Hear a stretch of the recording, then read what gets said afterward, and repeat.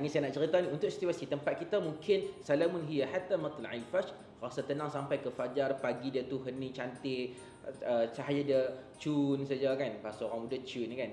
Tapi tempat kawan kita tak cun. So ada kadang banyak juga geografi. Ustaz pun tak pernah buat survey setiap geografi tu. Tapi adakah kita boleh tentukan malam ni kita yang confirm Lailatul Qadar? Malam kat dia ataupun malam tu bila? Okey.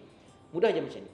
Lailatul Qadar ni malam tu, malam ke berapa dan bila, hanya Allah saja tahu. Tak ada makhluk atas bumi ni boleh confirm. Aku sahkan sebagai pemegang mohor-mohor kebangsaan di Putrajaya. Tak ada saya kata saya boleh sahkan. Allah je yang tahu. Sebab tu malam Lailatul Qadar ni menjadi rahsia daripada rahsia Allah, yang mana kita kena beribadat, kerja-kerja ibadat dan juga ikhlas untuk Allah. Biar Allah yang tentukan bila dan adakah amalan kita diterima. Tu tugas kita, jangan buat kerja tugas Allah.